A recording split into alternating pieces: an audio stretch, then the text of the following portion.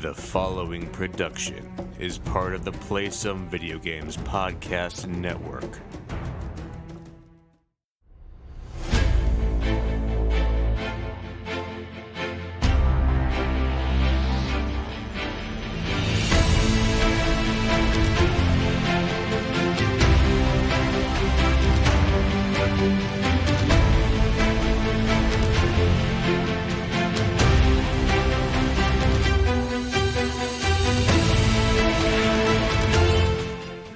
Greetings, boarders, and welcome to Board with Video Games, the gaming podcast that strives for the right balance of coverage for games you play on your table and on your television. You can think of us as the Hydrox and Oreo cookies of gaming podcasts. We're a proud member of the PSVG Podcast Network and still to be part of the Dice Tower Network as well.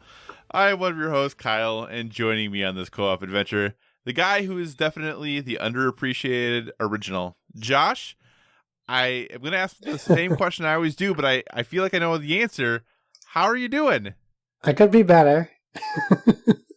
So, apologies for all the laughter at the beginning of the episode, but there's a specific reason for that. Josh, what's going on, man? Oh, nothing. Nothing at all? It's been an interesting weekend. I tried to be what's the right word? I tried to be a capable human being and do some handiwork around the house. Okay. We had a new sink, so we wanted to install it. So we were installing. It's kind of crazy. Every time we start a project in this house, it's an adventure, and we are trying to. My father's helping me. We're trying to get this bolt out. That just one bolt. We got the whole thing done. There's one bolt, one nut. There's one nut, sorry. But the bolt is so long to where the nut is that you can't get in. We're under a sink, so there's no lever. I can't get anywhere. Right. So we kept trying all these different ways. So I finally got this wrench under there, and I got it nice and tight, and I'm pushing it as hard as I can, and I'm pushing. We can't get this thing to budge, and then as I'm using as much muscle as I have, the wrench slips off the nut. My ring finger shoots into a metal silver clip that's holding the sink in, and it just shoots right underneath my knuckle and my ring finger. Not the knuckle, but the finger knuckle. Right. The big one, not the small one. And it didn't seem that bad, actually. I didn't even notice. It just kind of was like, you're like, you're mad, and you banged your hand. Like, this cuts all over my hand from that project, and then it starts bleeding. I'm like, oh, well, I should probably bandage it up. Put a Band-Aid on it, go right back to work on it. 4 hours later, my fingers swelling to the size of my thumb, and we just kept it bandaged for the night. Woke up in the morning through a night of excruciating pain where I didn't sleep at all.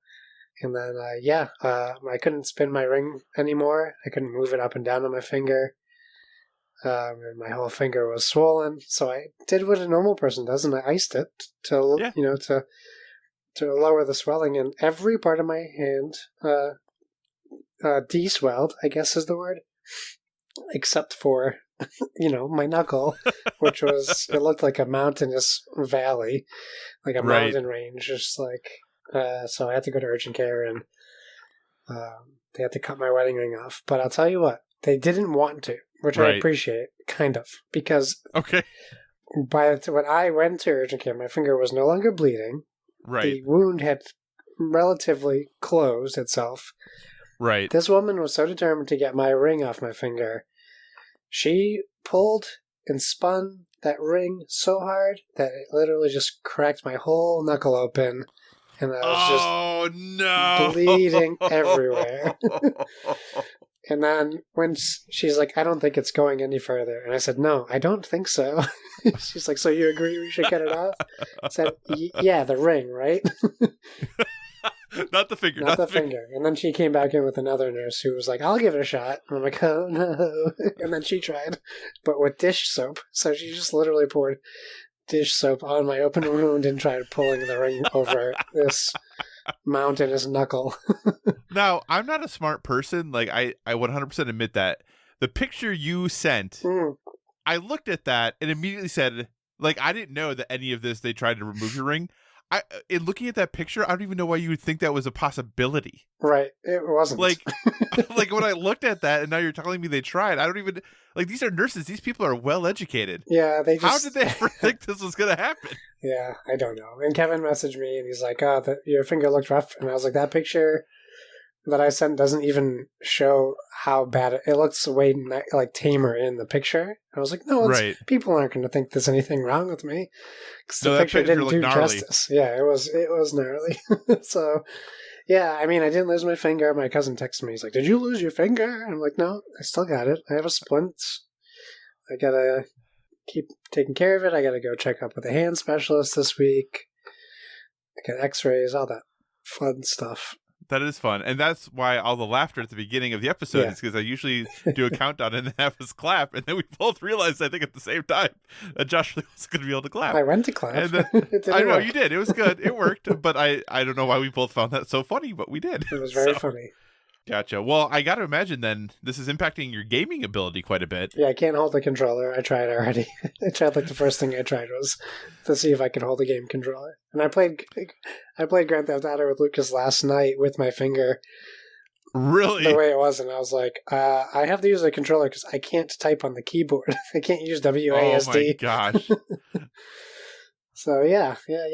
The things you do for gaming. But yeah, I guess I'm kind of out for the week, at least, for video games, unfortunately. You know what you could maybe try to do? Oh, I guess it really wouldn't work because you still have to hold the controller with the one hand. Because there are people, oddly enough, and I probably other first-person shooters, they play it this way too, but I've only really noticed it ever with Overwatch, that they play controller mouse. Oh, yeah? Yeah, so they have, like, the controller for, like, for the WASD part, but then they use the mouse for everything else. Oh, interesting. Yeah. Which it is interesting. I think there might be, I don't know if there's a pro who plays that way, but I know there are at least people on the Contenders series, which is like one level below, who play that way. So, yeah. But interesting. Well, Josh, I'm sorry to hear about your finger. I'm glad you're still with us tonight, though. But if you were, an athlete, would this be like a 15-day DL thing, or like how long do you think you're going to be out for? Well, I was in good spirits. And so everyone who treated me was as well, which is a nice bonus. So I mentioned to them, like, we talked about my work and stuff, and I was like, it just means I'll take it easy. And then she, like, ran out of the room and wrote me up this nice, like, light-duty doctor's note. So nice! I pretty much can kind of skate through this week. The problem is I'm supposed to take my son to this big indoor water park on Wednesday, and I don't know how that's going to work out. But I'm happy I have a finger. I'm happy that I'm healthy-ish, and it could have been a lot worse. I just have to, suck it up and deal with this pain I'm dealing with now. I got to admit, Josh, when you told me that, and we didn't talk about this before because I wanted pure reactions from the podcast. Yeah. When you told me that you slept all night with this, when I saw the picture today, I assumed it happened today and you just went immediately. Oh, no. Nope. Because Josh, I just want you to know, had that happened to me, that night I would have been in urgent care or the emergency room if I had to, being like, this really hurts, ouch, somebody help me. I considered it. Because that is the type of person I am. Pain and I do not get along well. Mostly I don't like pain at all. Yeah. If I can do something to prevent pain, I try to do that. Yeah, I hear you. I mean, I definitely told them when they were working, like they were going to town on my finger, and they kept asking me, "Are you okay?" And I was like, "Yeah, I'm okay." I was like, sometimes I can be like, it's not too bad, and then sometimes I'm a real big baby about things. But I think that's like, for me, it's like cold and flu is really bad for me. Oh, gotcha. Because I just don't like feeling like that. But they taking my finger, the ring off my finger, having my using a tool like a Dremel to cut this, and they're putting so much pressure. Yeah, that part was a little rough, but yeah, I got through it. That's good. That's good. And part of it too is I have a finger on my right hand that I broke twice, actually. Once right above the knuckle, one right below the knuckle, and as a result of that, the knuckle on my finger is huge. It's just massive. Yeah. And it really, really hurts. Like when there's weather changes. Like I feel like a very old person. Yeah. Because when it's weather changes, it really hurts. And, yeah, exactly. So, Are you left-handed or are you right-handed? I'm right-handed. Okay, well, at least you got that going for you. Yes, although I definitely do notice how many things I do that require my left hand currently. I'm sure. All right, well, we will get along with the show here. Thanks for indulging us, and please send your well wishes to Josh on Twitter. I am certain he would appreciate it, and I would appreciate it if you do that as well. A little housekeeping before we get into the full show. MetaSpring is going on right now. By the time you listen to this episode, it is the last week you can enter. So please go ahead and do that. bit.ly/MetaSpring, bit.ly/METASPRING, all lowercase. Entries are due by this Sunday, which would be the 8th. So please make sure you get those in before midnight Sunday night. Going into Monday, so 11:59 p.m. Sunday night. Make sure you get those entries in. We'd love to have you participate. We got a good number of people already entered, but we'd always take some more. So tell your friends, tell your family, tell your coworkers, tell everyone. Enter MetaSpring, win some awesome prizes. As always, thanks so much for joining us this week. As always, if you have any feedback, questions, suggested topics, hit us up at Board with VG on Twitter, or check out all the awesome stuff over on the Instagram, also Board with VG. We are a proud part of Play Some Video Games, and PSVG is on Patreon. We're absolutely thrilled with the support you have given us there thus far, and if you'd like to monetarily support what we do, you can find us there at patreon.com/PSVG, but the most important thing is just that you listen, and maybe share what we do with someone else who you think would enjoy the show. And, as a small note, there might be a few changes coming to the Patreon, so be on the lookout for that. We're also a member of the Dice Tower Podcast Network, so if you enjoy our conversations about board games and would like to dive deeper into that world, we encourage you to check out the Dice Tower Podcast, as well as all of the other members of the network. No matter what type of board games you enjoy, there's a podcast on the network that is right for you. So, Josh, it's been a couple weeks, actually, almost since we recorded. Yeah, we recorded some things early, and we got a little break for us, but we also want to make sure listeners got their regular content. So it's going to be a little bit of a mishmash episode, because we're going to talk a little bit about what we're playing, and we're going to cover some of the most recent news that's been pretty big in both worlds. But we're going to start with what we've been playing. So, Josh, what have you gotten to your tabletop recently? So, last weekend, I believe, there was a board game convention locally, Total Con. I don't remember what number, 27 maybe, or 57, something like that.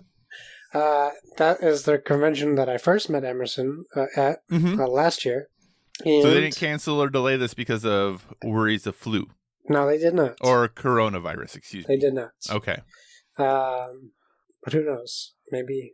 Oh, I don't know. I don't want to even speculate. So Emerson was there again this year, and I reached out with him via email to see what was going on. I actually showed up on Saturday to meet him, and they were sold out. I couldn't even get in, Hey, which was really funny. So he went out of his way to make sure that that I was able to get in Sunday, and I did, and honestly, we just kind of hung out, which was really weird and cool. And I went with him, and I actually ran into him as he was checking out. And I saw Stephen Bonacore there at the checkout also, which was very bizarre. So he gave us a copy of Century Eastern Wonders, which we gave away over social media. Yep. So congratulations to the winner on that. That was very nice of Emerson to do that. It was. Thank you, Emerson. We greatly appreciate it. Yeah, so then we went in and we met up with some of his friends, and we were taught Taverns of Tiefanthal, I believe is how it's pronounced. I could be wrong. It is a Wolfgang Warsch game from North Star Games. And if you've played Quacks of Quedlinburg, it has some similar elements to that, basically building on drafting elements from that game.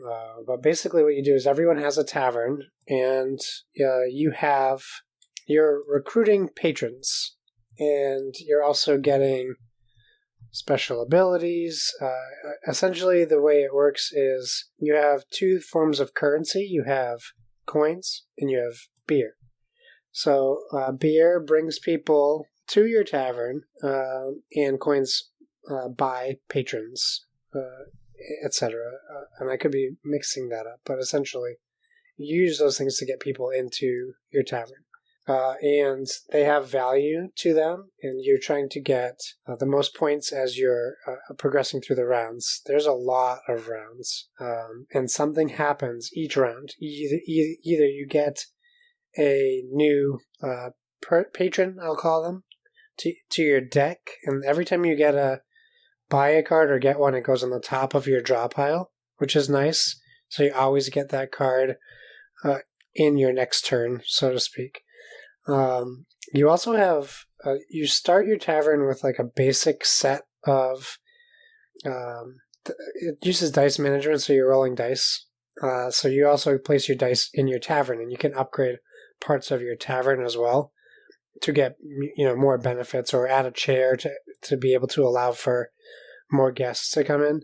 And the way it works is each player rolls 4 white dice, and they put them onto like a coaster, like similar to the Azul show floor tiles.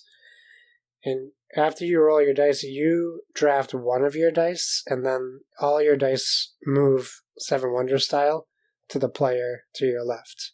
So you're constantly you're going to get 4 different, if you're playing 4 players, 4 different dice from everyone who rolled, so each person's dice. So you have to be careful how you draft your dice, because certain numbers only work for certain guests, and certain numbers only work for producing beer, etc. So you also have to be careful with that. You can also level up part of your tavern where you can roll your own colored dice with the 4 dice you roll. So if I'm blue, I can roll 1 or more, depending on what I have, blue dice. So then I get to play the blue dice that I rolled and a white die at the start of my turn, and then move them around. You also have options where you earn different styles of drinks, where you can spend them to use an ability that you get during the game. So someone might you can kill a patron that is like a lower value patron that doesn't do anything for you. And it costs 2 of this drink. I'm forgetting what the drink is called. But essentially, if you've played Quacks, it works the same as Rubies, where you sacrifice 2 and you can do a few different things depending on your options. Emerson was stacking up his things, and he used like 6 of them at once to do something, but he did it at the last round of the game, so it didn't seem like it was going to pay off. But I looked down at the tracker, and he was like light years ahead of everybody else. And it was his first time playing. So I'll say it was very interesting watching a game designer like Emerson play a board game, and listening to the questions he asks, and then essentially watching how he plays. He was very, I know this is not a review of the board game, it's a review of Emerson. He was very quick to act. In fact, like, he was ending his turn as soon as like he got his 4th dice selection, but other people are still going. So he was like very quick to be like, let's keep it going. And I think that speaks to his games a lot, like how they play. Because this game was long. I think we played for like 2 hours. And that was being taught by someone who knows exactly how to play the game. But it was a lot of fun. It's a heavier game. I don't know what the rating is on BGG. I should probably look it up. But for me, it seemed heavy, not really knowing. Because there's so many options. It can be a little overwhelming. Part of my clicky clackies. Taverns of There we go. There's a lot of choices and strategy. Everyone that we played with had a different strategy. It's a 2.58. So I think that's like, medium? Approaching medium weight? Yeah, I mean, medium is considered a 3 is a medium weight, I think. Yeah. So it's rated 7.7 on BGG. It's 422 overall, which is a very solid rating. 235 in strategy. Yeah. It's very good looking game as well. So yeah, if you can find it, it goes for $50. If you can find it, I would say like $30 to $40 range. I would say that's a definite buy. I don't know if I'm in at 50. Gotcha. But there's a lot to it, so I definitely see the value in the price point. But yeah, I mean, I could have played any game and I would have been really happy. Like seeing, like, getting to spend time with Emerson, and like we did talk a little bit about Metal Gear. He said he will come back on when things are more solid with Metal Gear. Okay. But he was shocked that I hadn't played it. I was like, yeah, you've never taught me, Emerson. Like, teach me. We talked a little bit. And then he didn't have it, did he? No, he might have had it. He had... This is what I think is really funny and so interesting about Emerson. Mm-hmm. I met him, and I said, what have you been playing? And he's like, oh, going around the show floor, playing games. He's like, I have 2 prototypes with me. And he's like, one of them I just came up with Monday, because on Sunday night I played the game Just One, and then I made a new game on Monday.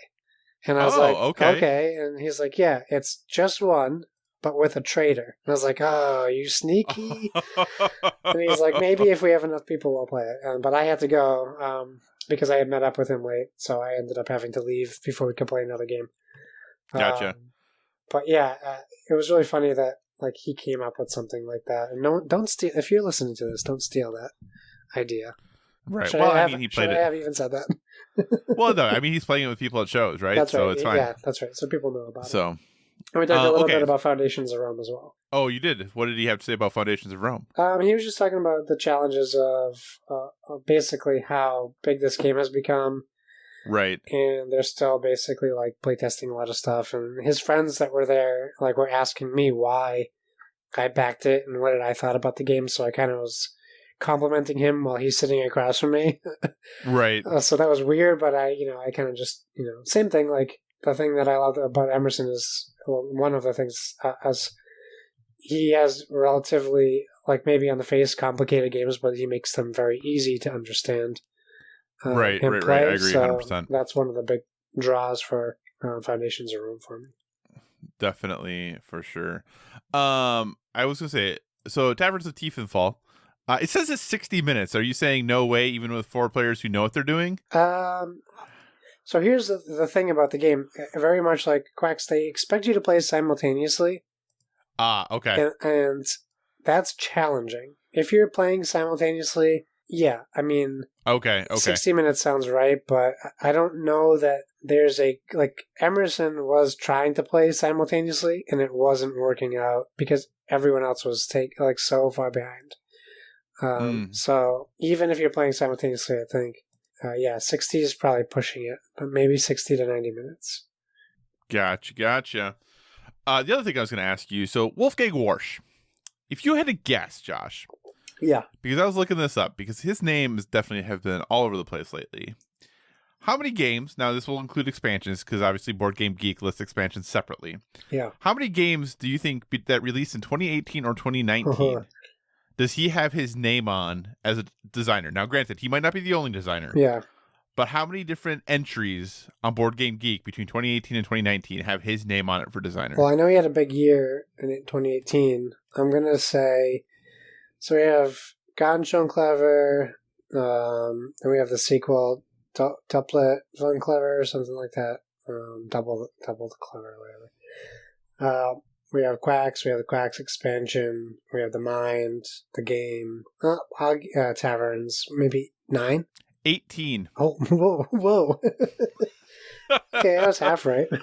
Yeah, he is apparently a busy person. My goodness, because I knew it was going to be a lot. I didn't realize it was going to be 18 games. Hey, good for him. That is great. And many of them, if you think about Quacks, and, Ganz Schön Clever and The Mind, like everything he has done, if you think of somebody who has had a better kind of 2 years span, yeah, I think it'd probably be tough to think of someone who has had a better 2 year span there. But anything else board game related you want to talk about? Anything else that you played?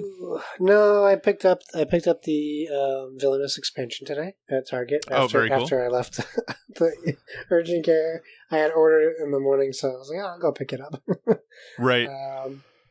And there was a few games on Amazon that were on sale from Deepwater Games, so I picked up Roundhouse, which showed up today, and then I have Sorcerer's Stones coming tomorrow. Okay. But yeah, hopefully we'll get some games to the table this weekend or next weekend. Gotcha. Very cool. I've been playing a lot of things that I've already talked about on this podcast. That's okay. To be totally transparent. The partner was gone at a conference. She actually got back earlier today, and she always brings games with her. But before we go, we always kind of replay the game she's bringing just to make sure that she's confident in the rules, and just because some of them are games we haven't played in literally years that sometimes go. So the big things that we spent the most time in were we played Okey Dokey some more. Okey Dokey, just a little cooperative card game. I think it's 2 to 5 players, if I recall correctly. And it might even be 1 to 5, but either way. And you're just kind of trying to build this series of numbers from left to right. You're trying to go from 1 to 10 in 5 different colors. And you can't say like I have the red 3 or the green 3 or anything like that, but you can talk about, I really feel strong about my ability to play in green and things like that. But you have to go from lowest to highest.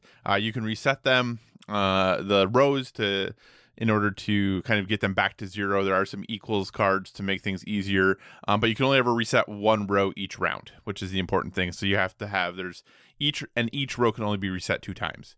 So you can't just spend things as often as you want to. And if you figure that you have 10 numbers, so you have 10 rounds, so you have 2 resets with 5 colors. So if you want to use all of your resets, you really have to reset something every round, basically. Yeah. So it's kind of if you need to, but you don't necessarily need to do that. But it's just trying to make sure you're using those well. It's a really fun game. It's not a game that people talk about very often, and I don't totally know why. We don't play it that often, but every time I play it, I have fun with this game. So I don't know maybe why it doesn't have the appeal when it comes to, a simple, easy card game that I think fits in things with like Red 7 and kind of all of those just simple, quick filler games. I just really like it. So if you're looking for an inexpensive game, the art is kind of interesting. The theme is a little interesting. And the name, I mean, it's Okey Dokey. Like, yeah, I don't, maybe not the most grabbing name there, but it's just really fun. So I definitely feel, if you're looking for something inexpensive and a quick, easy card game, it's an easy recommend. The other game that we played was Century Golem Edition, just because, man, I just really, really like that game. Yeah, and I don't have too much more to say about it because I've definitely talked about it before. Yeah. The only thing I will say is it was very nice going back to it. This was a game that I could immediately get right back into. I haven't played it in a few months, and there really was not even much reading of the rules that needed to happen. It just kind of came back really quickly once you started playing it. The Golem Edition components are so good looking, and I think part of the reason I really like this game is one of the few games I can consistently beat my partner, and usually pretty poor. Like I usually beat her pretty bad. So I don't know why that is, but it's a game that.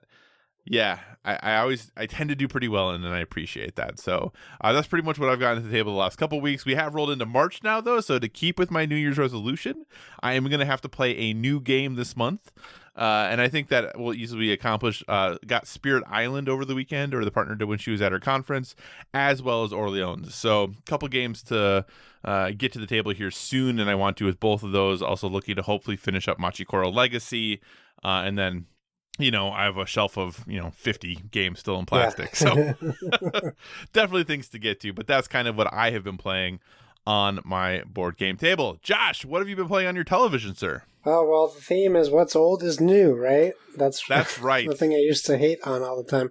Now, that's a little bit of mix of some new and old, but we talked last time, and I said I was about to start Frozen Wilds, and I thought it was just like a side quest. It's not. It's huge. There's so much to Frozen Wilds. But I finished Horizon Zero Dawn Frozen Wilds. I do want to say I don't know where this started from, but I've been noticing on my Twitter a lot of people are jumping into Horizon finally, and that makes me so happy to see. Yeah, I wonder why that is. There is a lot of people, now that you say that, I've seen who are playing this game now. Yeah, and I'm not sure why either. It's not like, well, it just had its 3rd anniversary. That is true. So maybe people jumped on it for that reason. I'm not sure. But yeah, Frozen Wilds, very compelling story. Shockingly, a little like full side quest. It is a proper expansion. It feels like you're walking into just like a side quest area, but it's a full area. There's a very compelling story. There is a new boss that rivals that just is way harder than the Thunderjaw. And there was one part where I had to take down 5 of them which was insane. Even with my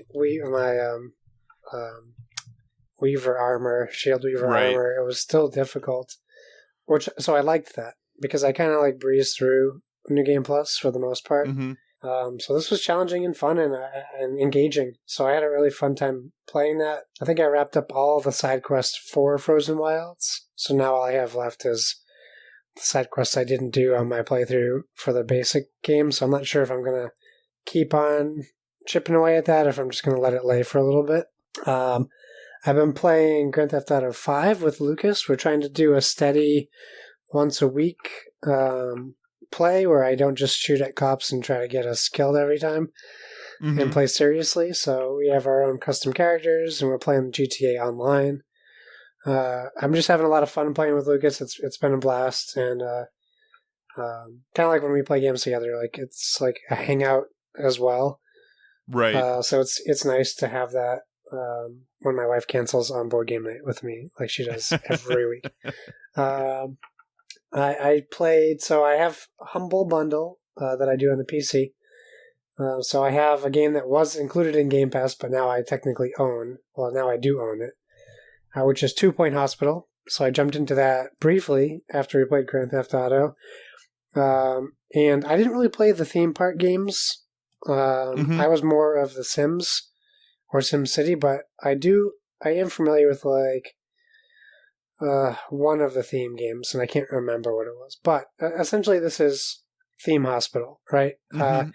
It plays really well so far. I like the animation. I like the design options. So far, I've only built a few parts of the hospital, and I'm learning about how it works. But it's a lot of fun.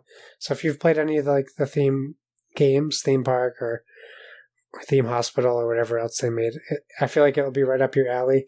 I don't know how people play it on console. I'm playing it on PC.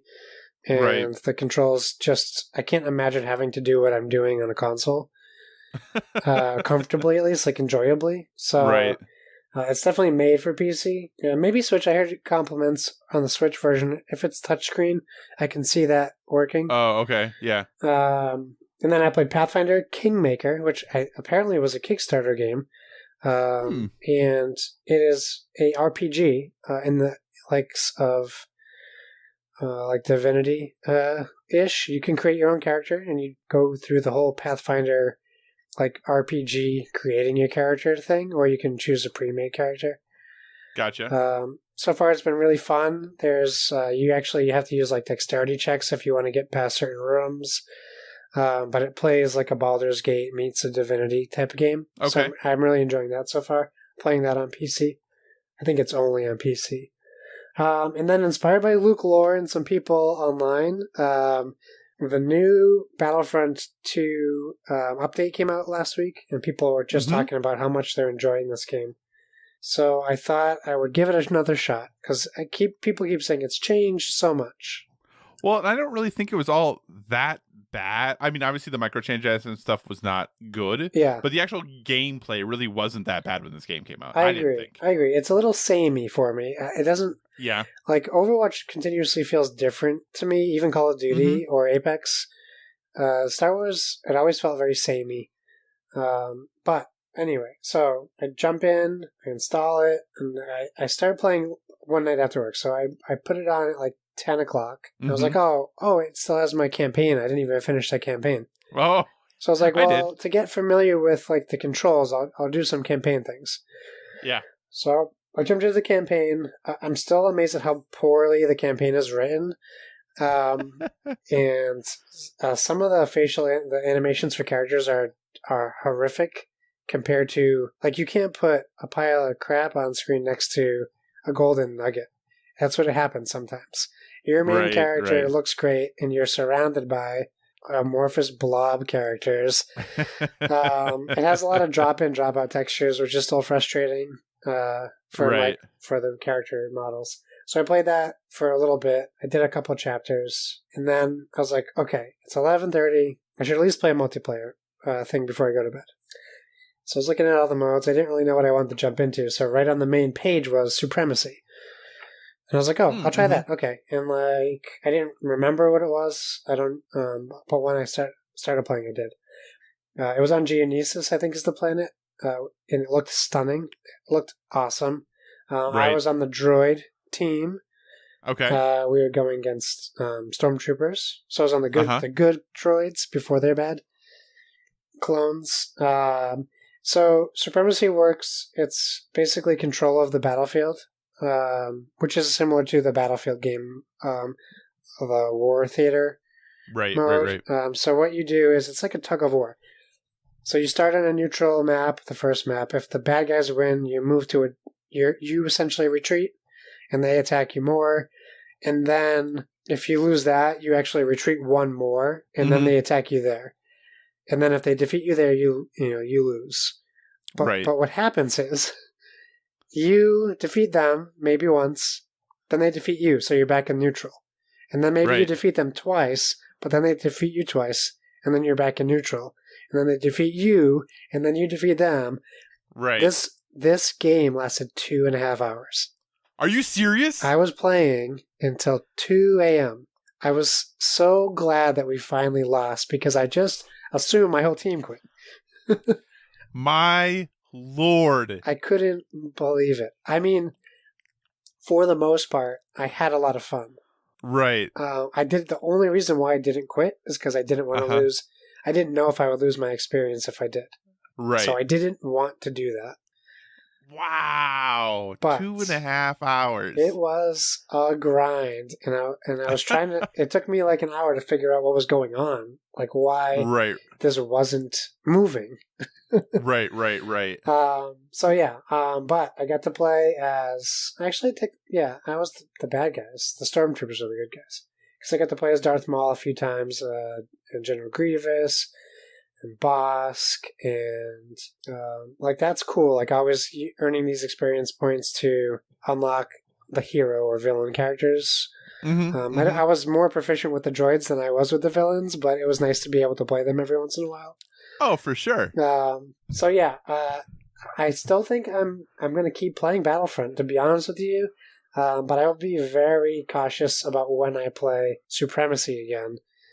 If I want to play for that long again, I will make sure that I have the time and I'm not playing till 2 a.m. on a work night. Wow. That is so long. Yeah, it was a long match. I don't know if I've ever played one match of multiplayer or anything that lasted that long. Me neither. And I can understand sticking in it because you don't want to lose the experience, but I can't imagine that it feels very good after playing something for 2.5 hours to lose. I wanted to lose at that point because we kept going back and forth. I'm like, oh man, well, someone just needs to make some headway, and I don't care if we lose at this point. Yeah, I guess I can see that. And I think that because that's such what they talk about when it comes to battle royales, right? Is that you win fast or you lose fast, and you lose fast, it's not a big deal because there wasn't a lot of time invested, so it's not a big deal. And the longer the game lasts, like the better you did. Yeah. So even if you you get knocked out after 10 minutes, I did way better than if I got knocked out after 2 minutes. But man, 2.5 hours just to then be like, well, you just lost. Yeah. I mean, I would have preferred to win, but like at that point, if it wasn't 2 a.m. and it was like 11, I would have probably been upset that we lost. But yeah, no, I can understand that. Yeah. Awesome. Any other video games or things that you've been playing you want to talk about? I don't think so. No. Okay. For me, I've been playing a couple of different things because I have really had a hard time focusing on any video games that I have been trying to play. I don't know what the deal is. I'm just really, and it's not that I'm not having fun with the games that I'm playing. I'm just really having a very hard time staying put, playing a game through to completion or even close to completion.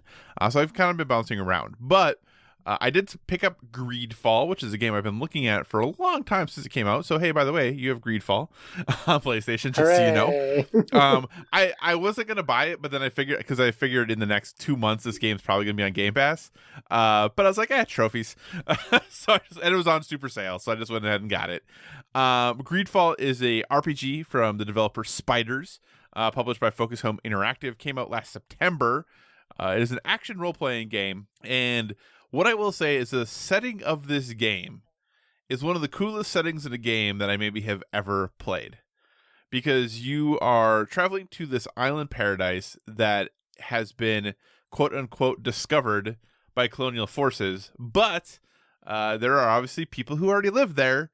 So then it is you trying to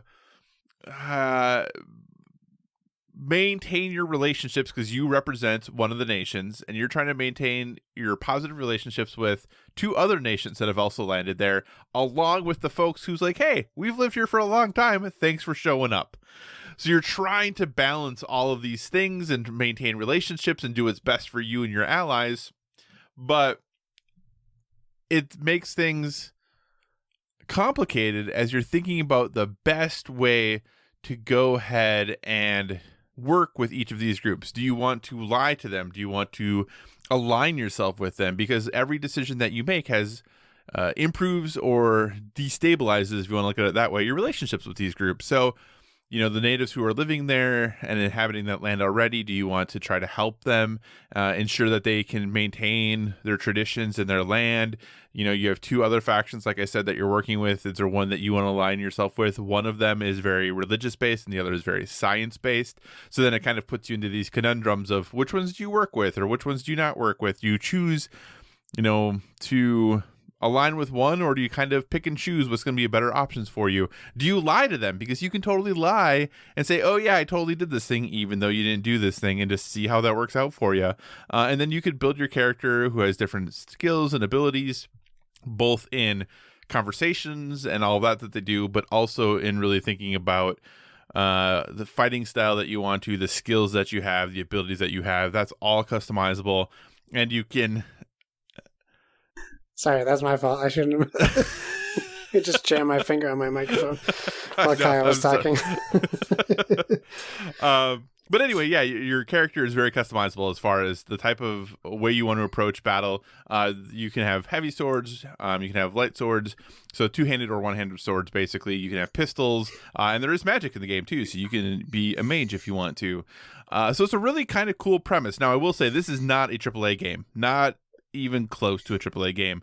The animations are very choppy. The lip sync is not good. It's actually pretty bad. But this world is really cool, and the storyline that they have set up is really cool.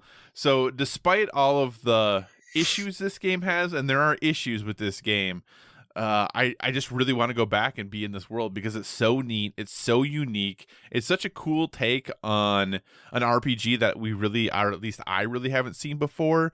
It makes me super interested in playing it. So it's supposed to be decently long. It's decently challenging. This isn't a thing that you can just kind of go and hack and slash your way through. The combat does have some nuance to it for sure.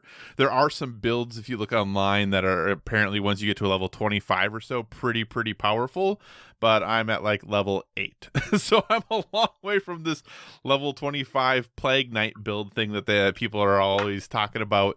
But it is cool. Like I said, it's a really interesting game. Definitely Spider's best game, is what everyone has said.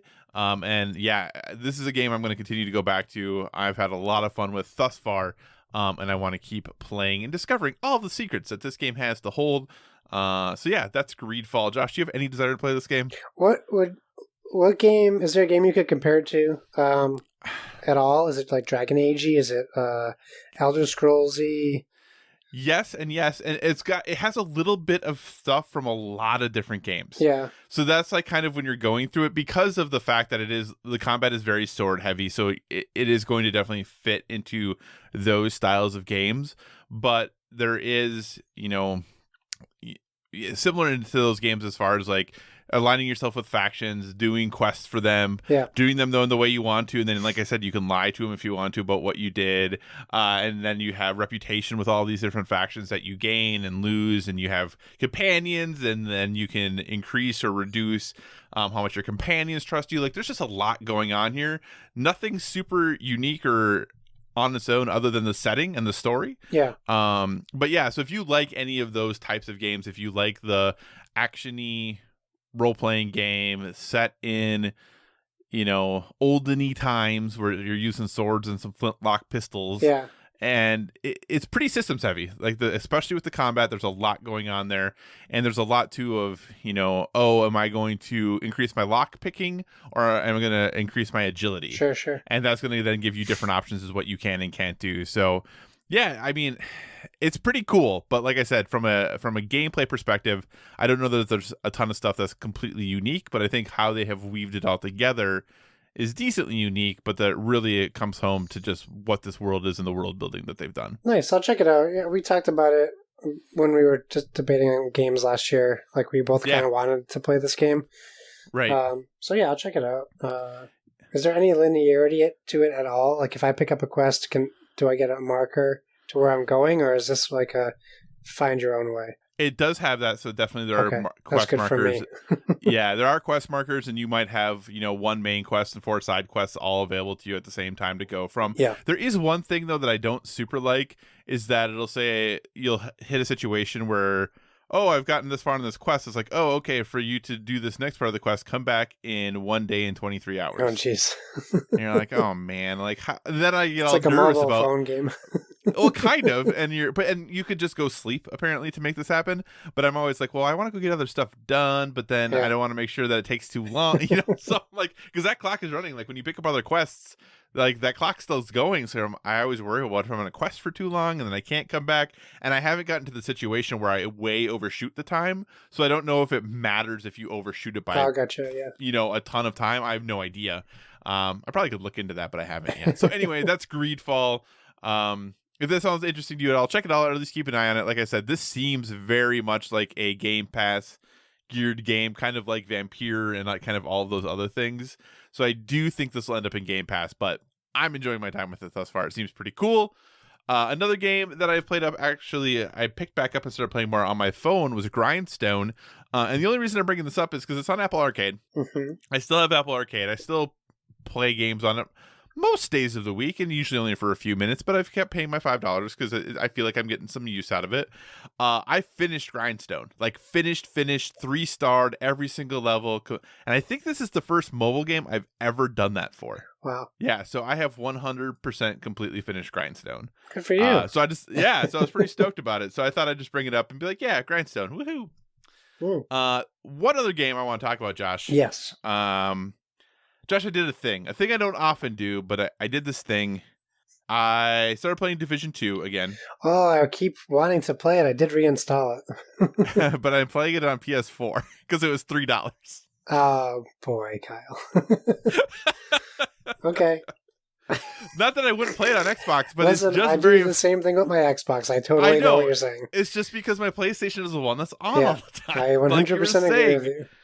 So, and part of it too was I really didn't remember where I was or what had been going on at all. Yeah. And I know we got pretty high, at least I got pretty high level. I feel like you did too. Yeah. In the Division 2. And everyone's going back and playing right now because obviously they have that big update coming out. By the time you listen to this, March 3rd, that update should be out. But, it's $3. I was like, oh man, for $3, might as well go back into it. And I'm having fun. It's a good time. I'm only like 3 or 4 hours into it, so I haven't played it for that long. But I was kind of bouncing around that and between the Division 2, Greedfall, and then I also picked up Vanquish. So we have Vanquish too, just nice. So you know. So I've been playing that too. So I'm really bouncing around all of these games.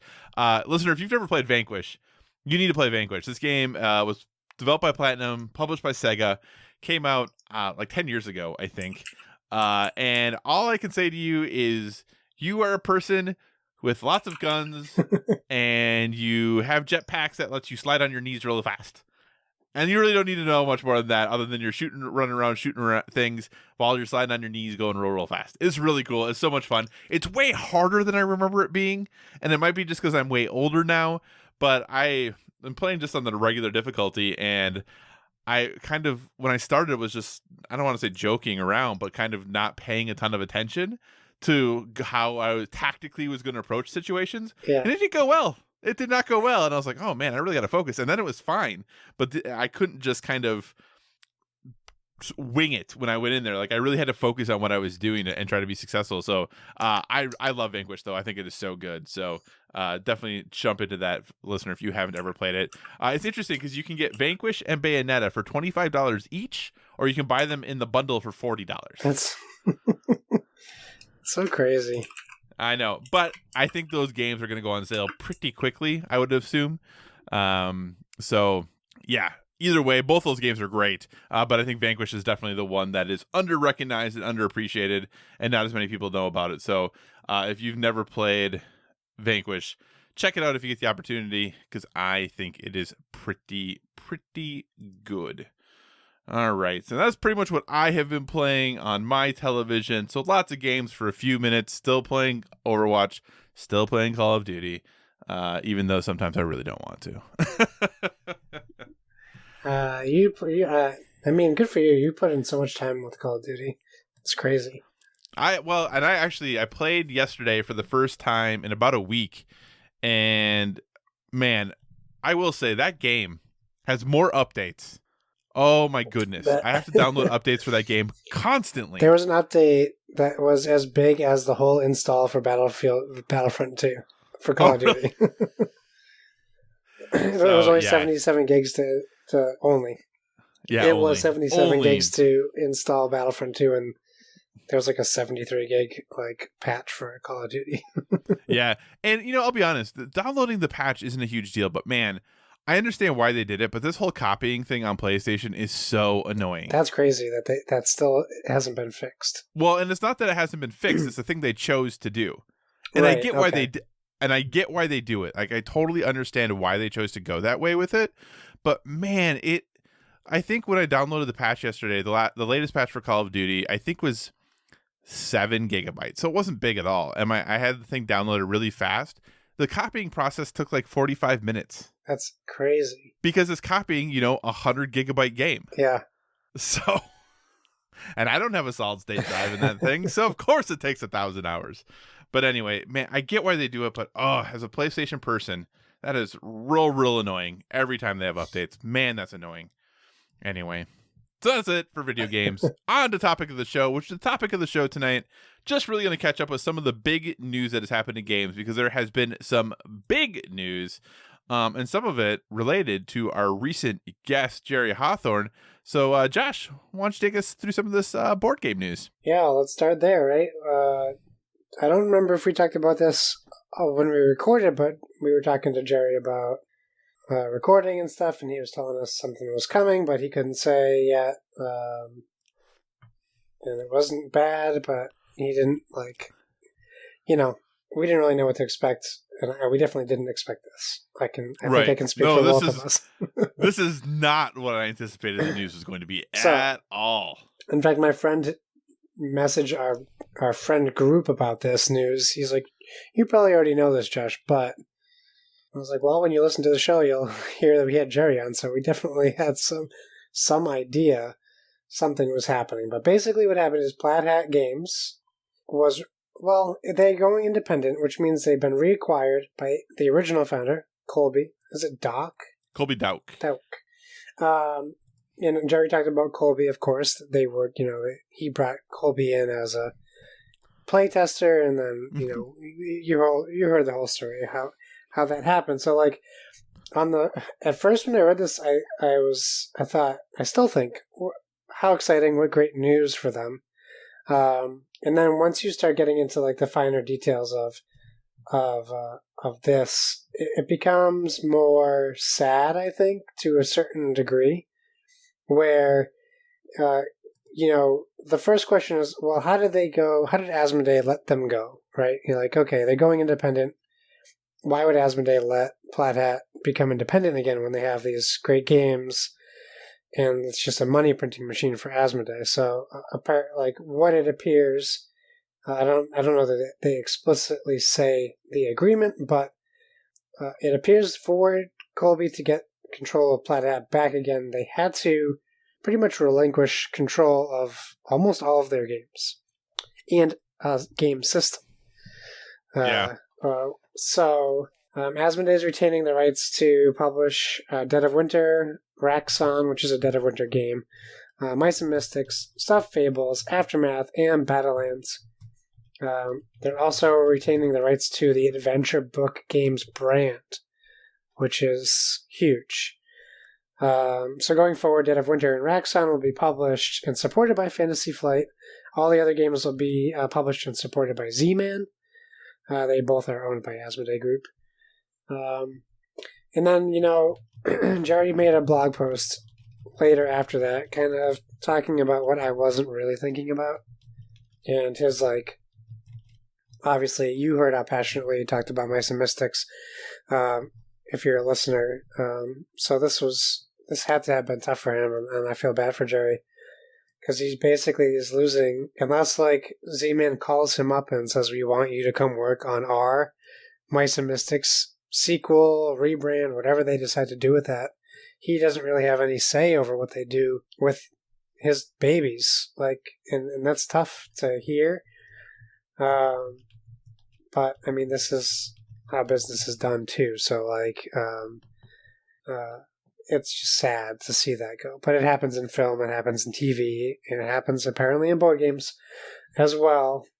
So, something that I said to my friend, and I'll say to all of our listeners, no matter what the next game that Plaid Hat Games comes out with, it is very important that we support them by buying that game. So even if it's a game that maybe isn't for you, maybe buy it for a friend who you think it would be for, because this, whatever their first project is going to be as independent, could be a game changer for them. It could be terrible, or it could be amazing. Right. So for me, I just think we're big fans of Plaid Hat, so we want to support them, and I think that how I'll buy any Emerson game, not even really knowing anything about it. I think this is one of those we have to have a leap of faith with Plaid Hat and get whatever their first independent release is.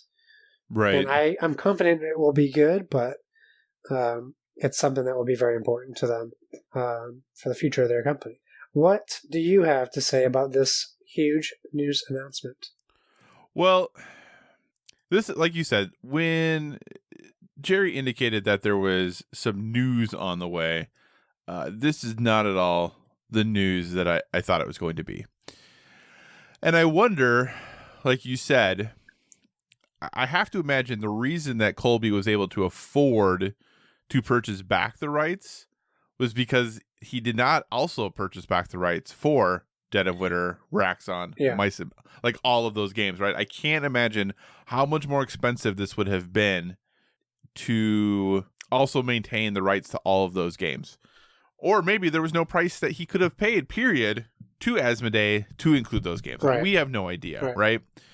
The thing that makes me, and this is probably just me being all conspiracy about it, how much must it have stunk to be an Asmodee company if you are willing to leave and leave behind literally all of your biggest IP?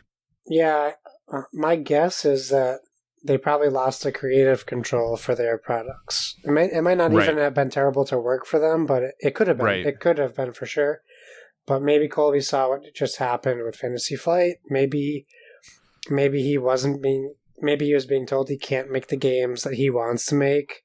Right. Maybe Asmodee shut down Guardians, the game, a game that arguably I think is a very good game. So I think that could be part of it. It also could be terrible to be owned by them because you essentially could be a number and instead of a person. Yeah, that is very, very true. So I think obviously there's another part of this news which I forgot to put in the show notes, but obviously it doesn't sound like, or we know for sure that not everyone is leaving who is part of Plaid Hat is going to continue with them. Designer Isaac Vega has said that he is moving on to other things. Isaac, obviously a tour de force when it comes to game design, has designed some absolutely stellar games, including obviously my favorite game, Dead of Winter, but also responsible for things like Ashes, Rise of the Phoenix Born, Starship Samurai, Bioshock Infinite, Neon Gods. Has done some really, really stellar design work, and Isaac, who released a statement saying very much still cares for the people at Plaid Hat, is leaving on good terms. Just really time for since they're going on to do their new things, time for him to go on and do some new things as well. So a lot of changes happening at Plaid Hat. Yeah. So yeah, like you said, I plan to continue to support them. Plaid Hat has always been one of my favorite game publishers. I really like what they put out. I think they put a lot of care into it. I think that the biggest criticism about Plaid Hat, I think, historically has been the price of their games and what you get for the price as far as stuff. Yeah.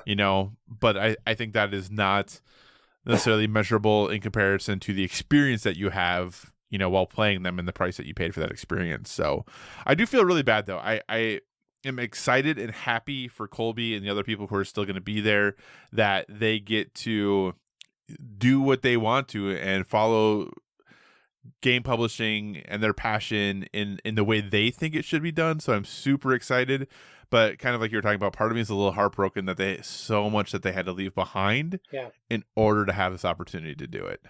Yeah, and they obviously took very good care of their games because they weren't just dishing out sequels and expansions. Right. Like, these were things that were delicately handled, and my worry is that now that they don't have to worry about, like, Jerry saying no to things, like, I'm just worried that we're just going to see a big dump of new versions of these kind of games, especially since now they have the storybook brand, adventure book brand. Right. Which, yeah, I hope they don't. I hope they put in the same amount of time and care as Plaid Hat, but I'm pretty skeptical as far as that goes. So here's the one question that I have, and I think I kind of know the answer to this, but I don't necessarily know. But I was thinking a lot about what Jerry said about how he owns the IP for Mice and Mystics. Yeah. So what I'm wondering, if this is a situation where he still technically owns the IP, but all board game publishing rights still now are held by Asmodee. Yeah, there's probably a contract term for it. Right. So he could, I'm wondering if he could still do Mice and Mystics stuff that isn't board game related, but but any board games would still have to go through Asmodee. Yeah, that's true. That's very possible. Or he might just own the movie rights. Because I don't know that he got too specific. We were talking about the film. Yeah. But maybe he just owns the rights to it as a... no, you would just own the IP in general, so... Right. Yeah, so never mind. So yeah, I feel like this might kind of be like the situation that Disney Marvel is in with Sony for Spider-Man movies. Yeah. Like, I feel like this is kind of that situation, but it's for Mice and Mystic board games instead. Yeah, exactly. That's true, yeah. Well, we'll see. Well, maybe we can ask Jerry about that. Hey, maybe we can get Colby on. Maybe. We know some people he knows. We do know people he knows. Well, yeah, so we'll keep an eye on Plaid Hat. We'll see what's going on with them, and maybe I'll reach out to Colby in like a month after things have settled down and see if he wants to talk about it. Right. Cool. Well, speaking of Plaid Hat, we have more Plaid Hat news, which comes out at a terrible time. I don't think it's a terrible time. I think this is the perfect time for this. Well, it's a game that is designed by a guy who left the company, and it uses a system the company no longer owns. No, they still have Crossroads. No, it's an adventure book game. No, it's not. It's a Crossroads game. Oh, I thought it was an adventure book game. No, it is Crossroads. Well, it has an adventure book with it. So maybe that's why I get confused. Oh, gotcha. Adventure through magical scenarios. Yeah, and it shows them on an adventure book. That's why I got confused. Maybe they're calling it something different, so it's not actually like an adventure book. That would be smart of them. They're calling it like, what's another word for adventure, Josh? Journey. A journey binder. A journey binder. Cool. So Plaid Hat announced their new Journey Binder Crossroads game called Forgotten Waters. We were hinted at a new Crossroads game coming out, I think, by Colin last year. Yep.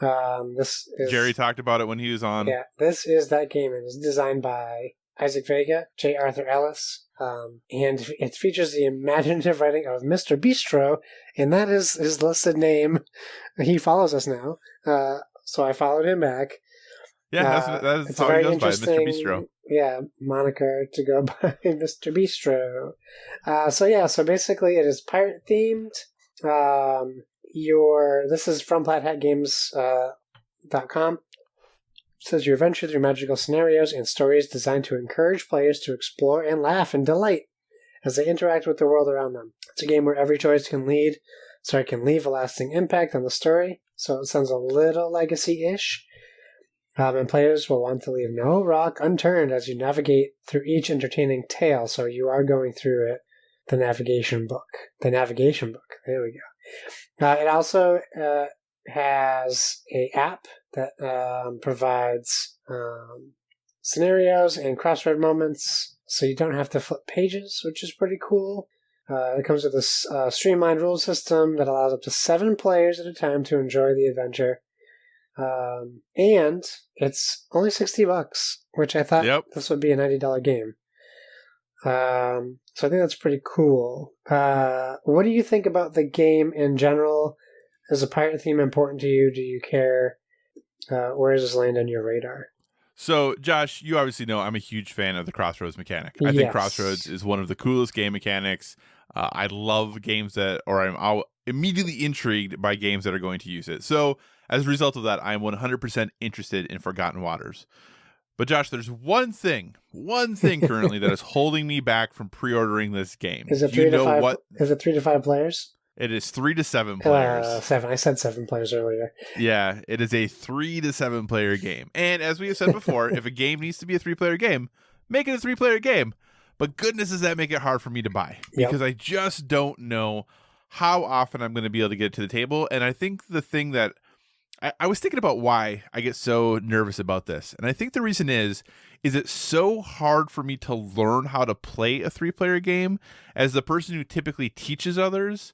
Like when I learn a 2-player, I can sit down with a partner and we can learn, a 2 to 4-player game, and I can learn it, and then I can have context for any of the rule changes that are different for 3 or 4 players. It's just so hard for me to learn a 3-player game because apparently my brain doesn't work well that way. I just really struggle with learning it. So I'm really interested. Like you said, this is their first game that is going to be theirs again since, going back independent because it comes out in April. I think April 10th is the release date currently slated. So I'm super interested. I want to support them because, like you said, I really appreciate the work that they do and the fact that they're going independent again. I want to support independent board game publishers. But, oh, man, that 3-player thing is crushing me. Just crushing me. What about you? Are you interested? What are your thoughts? Yeah, I am interested. So, yeah, I just don't know. I'm the same. Like, I hadn't looked up the player count.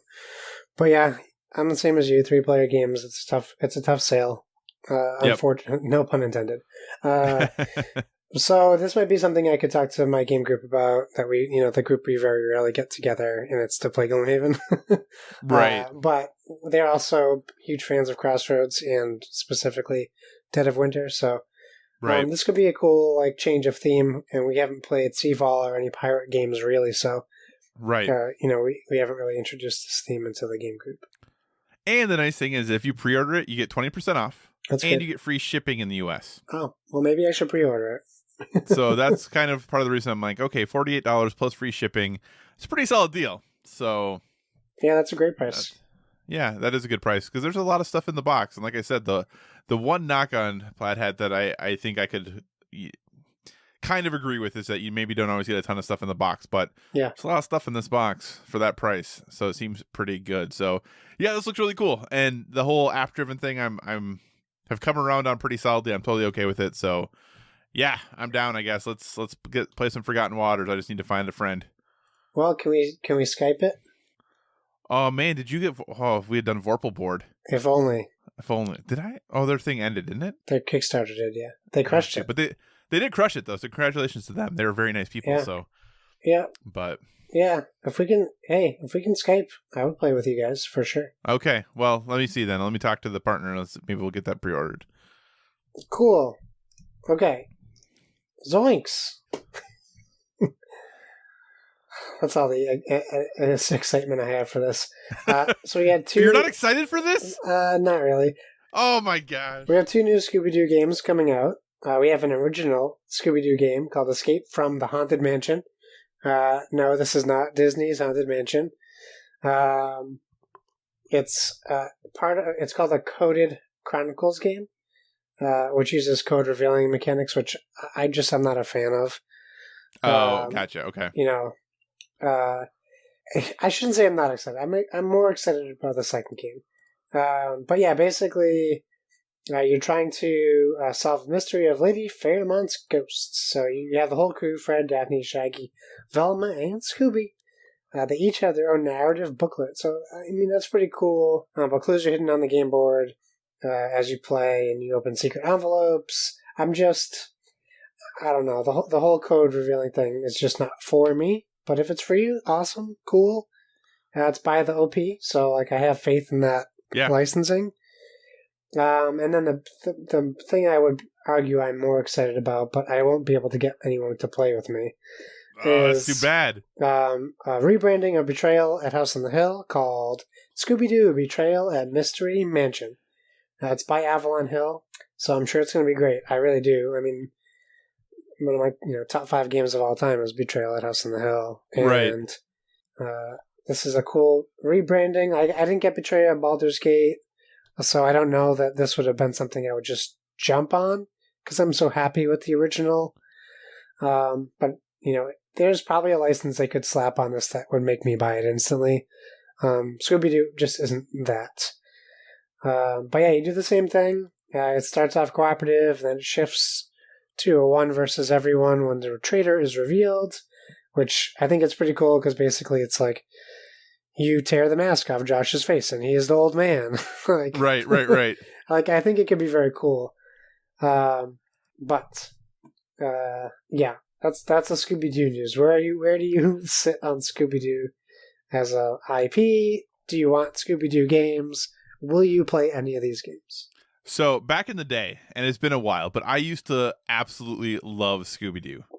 I used to watch so much Scooby-Doo, and when I say back in the day, I'm talking even 10 years ago. So it wasn't, just when I was a super young kid. I was pretty consistent with my love for and watching of Scooby-Doo until about my late 20s or so. Yeah. Maybe even into my early 30s, I still watched it quite a bit. I haven't kept up. I don't really watch it regularly anymore. But seeing this, especially Scooby-Doo Betrayal at Mystery Mansion, this would be the Betrayal at House on the Hill that I want to play, is this one. Nice. Because it seems such a good fit. It seems like a brilliant retheming. It just seems to fit so darn well. Like you said, the Escape from the Haunted Mansion, the Coded Chronicles game, I'm interested. I guess I want to see how the game works exactly. I don't know that I'm going to run out and get it day one, but I'm definitely more interested at Betrayal at Mystery Mansion. Just again, super disappointed that it's a 3-player game. Yeah. Minimum, but it also makes sense for the style of game it is, right? Playing that as a 2-player game would not be. Well, I'm not the betrayer, two people, right? It's Shaggy and Scooby, and then all of a sudden one of them is the bad guy. Right. So yeah, but I think it's really cool. We haven't had, I don't feel a ton of Scooby-Doo games, so I'm kind of happy this is coming back. This is kind of neat. An IP that I don't think gets as much love as it should. Nice. Well, that's all the board game news. I did add a news topic, but it's more of a mix between board and video games. For sure. Well, so we'll get to that here in a bit. But we're going to transition a little bit, and we're going to talk about Josh. Cool, let's talk about me. Do you remember when people were making some decisions about not going to trade shows because of coronavirus? Yeah, you mean the one that's 35 minutes from my house in Boston? PAX East. And how some folks were like, meh, come on, just go to the thing, right? Well, so many people decided that they don't want to go to GDC that GDC decided it doesn't want to go either. That's a good way to put it. So GDC has been postponed to later this year over the coronavirus concerns. As you know, GDC, or the Game Developers Conference, happens in mid-March in San Francisco each year. And it's a time for game developers to come together and basically talk about all the cool things that they're doing and help learn from one another. And many companies over the last few weeks had been saying, hey, we're not going to GDC anymore because, we have concerns about the coronavirus. And enough companies have said they're not going that GDC has now delayed its event until later this summer is currently the plan. In reading, the statements from companies, and it was a lot of the major companies had said they weren't going anymore.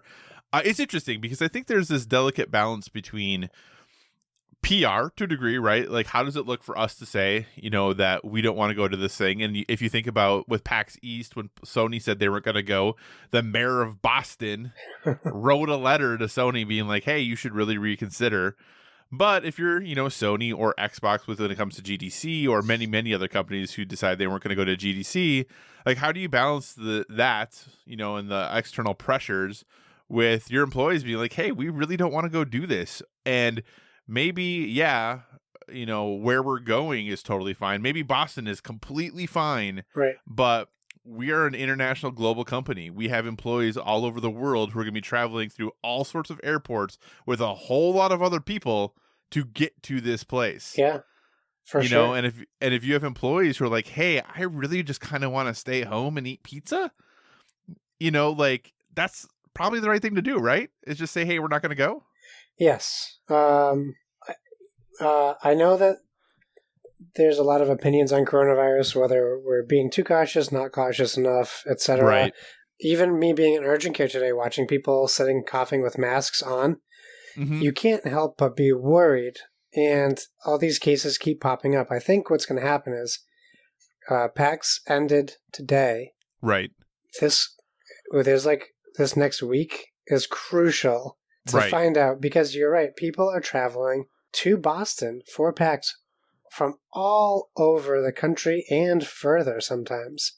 Right. So you can say people like, okay, well, there's no coronavirus in Boston. Well, we don't. I mean, there's cases in Massachusetts already, so we don't know that that's true. But also, who is coming in and doesn't know they have it? If that's possible, etc. And GDC would have been in San Francisco, and San Francisco's already been affected by coronavirus. Yes, it has. So the smartest thing to do, they did the smartest thing, right? They postponed it instead of keeping it going, and having a tenth of the people show up.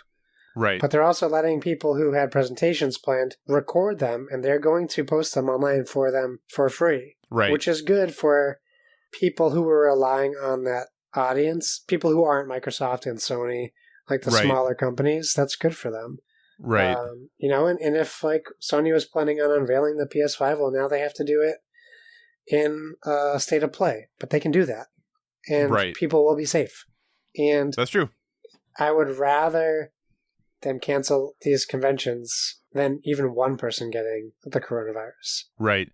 Well, because even some countries, like I think France, has now banned all gatherings of people over X number of people. Like you can't do any conferences or concerts or, athletic events and things like that. Japan is holding athletic events right now in completely empty stadiums. I saw that. Yeah. So because they're trying to reduce the risk of those things happening because they have the Olympics to worry about, right?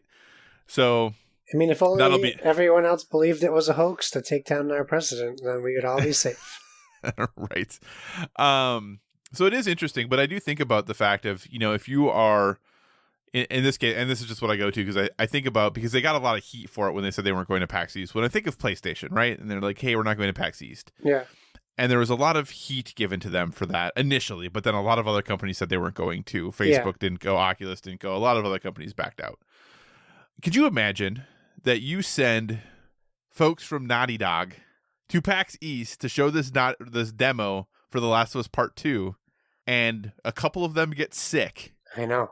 And then they come back to the studio while you're in crunch to finish your game coming out in May, and then, half the studio gets sick. Yeah, it would be crazy. That's I think the big thing too is they paid for everything already, right? Like you have to assume they paid for floor space, they paid for badges, that, all of those things were already done. Yep. So it seems like they're probably genuinely have some concerns for them to suddenly say, we're just not going to use all this stuff we already paid for. We live in a world where people were just complaining about employees' well-beings, and then all of a sudden they're inconvenienced, and now they're mad that those said people aren't being put in harm's way to entertain them. Yeah. Yep. So, and like you said, maybe coronavirus is much to do about nothing. Obviously, the infection rate for this, people talk about, is it more deadly than the flu or, SARS or the bird flu? Like, infection rate's really high. Like, it is higher than all those other quote unquote scary things we've had in the past. More people have been infected with it. So, it's a real thing. It's just, how much of a real thing is it going to continue to be? That's the big question that we'll have to wait and see. Yeah, it will only get better by people doing what happened here. Right. Not doing things that aren't necessary. Correct. Instead of spreading your germs. Wash your hands, people. Josh, wash your ouchie finger. Oh, believe me, it's next on the list. So, all right. Hey, okay, Josh. So, in what is apparently extremely critical news, Rockstar has updated some of their website graphics. So this has to mean we're getting some news on the next GTA game very soon, right? No. I mean, odds are it means we're going to get news on a game from them. Doesn't mean it's GTA. Oh, it's not GTA. Why would it be? Why would they make another GTA, Kyle? They make so much money on GTA 5 still. Well, then what else would they make? Bully 2? No, they're not making Bully 2. You sure? We all need to put that desire to rest. It's not happening. Like, they're pretty much just gonna make Half-Life 3. They got Valve brought them on board to make Half-Life 3. Like, do you think we're gonna get other games from Rockstar anymore, or is it just gonna be GTA and Red Dead Redemption? Are we ever gonna get Bully, another ping pong game? Like, or are we? Is it just the two games that they're making tennis, now? Yeah. Rockstar table tennis. Here's what I think. I never thought we'd see an Overwatch 2. So maybe we do get another Grand Theft Auto. I mean, why not? But in the same point, like, this game is making so much money. There's so many active players. It's still on top sales charts. Right. Why? And they're still putting content into GTA Online. Yeah. So I don't see that they need to do anything yet. Okay. Maybe you do GTA 6 a year after next-gen consoles are out. Do you think it's better for them to do GTA 6, or do they just rebrand GTA Online as just GTA, and then they add like a single store, like a single player experience you can buy for like X amount of dollars that is basically GTA 6? You know what I'm saying? Yeah, that would be great too. That would be smart of them to do that as well. That's a good idea. I don't know that. I still think GTA has a strong campaign fan base, more so than Call of Duty, so that might hurt them. Because I can say playing GTA Online, when you play missions, you definitely aren't getting the campaign feel. Right. So it definitely does have a different feel to it. But I can see them doing that as well, or having just a GTA Online always existing on its own and then put out like GTA 6. Right. That gives you access to the online on the disc. That's the same. Right. Or you pay $30 for the GTA 6 story and then you have to buy a GTA Online subscription. Right. Yeah, because I do kind of wonder, like you said, because they are still making so much money on GTA. And I think about, obviously, like when Uncharted 4 came out and then they did Lost Legacy, and there was multiplayer for both of those games, but it was the same multiplayer. You're going into the same servers, playing the same game with other people. Some of you just accessed it through Uncharted 4, some accessed it through the Lost Legacy, and I wonder if maybe they just do something like that, where yes, we get quote-unquote GTA 6, but the online is just still the same. They update it some, they add some new fun stuff to it, but if you don't buy GTA 6, you're still playing online with everyone from GTA 5 with everyone who buys GTA 6. Right. So, yeah. So, okay. So they've updated their website stuff. Do you think we're getting any imminent announcement from them, or did they just do a facelift? No, I think we'll get something at probably the Microsoft E3 conference, or Sony's. I think they'll like show off what they're going to show at. I don't think they'll do their own like stage presence thing. I don't know that they've ever done that. No, they're not. They have never really been at anyone's E3 anything. Yeah, so they do their own thing. Yeah, but they don't have enough content to put on their own like panel. I don't like Ubisoft or Bethesda. Right. So I don't know. they'll just release a video with a weird voiceover 2 months later, and everyone will think it's the greatest thing ever. I mean, they could. They don't have to appease anybody. They could literally just release a 2-minute trailer the day they want to announce it, and they'd be fine. Right, for sure. All right. Speaking of video game stuff, Xbox Series X specs came out. It's super powerful, Josh. Yeah. I don't know that we need to go into the specs. I had to explain teraflops to my coworkers, and it was just terrible.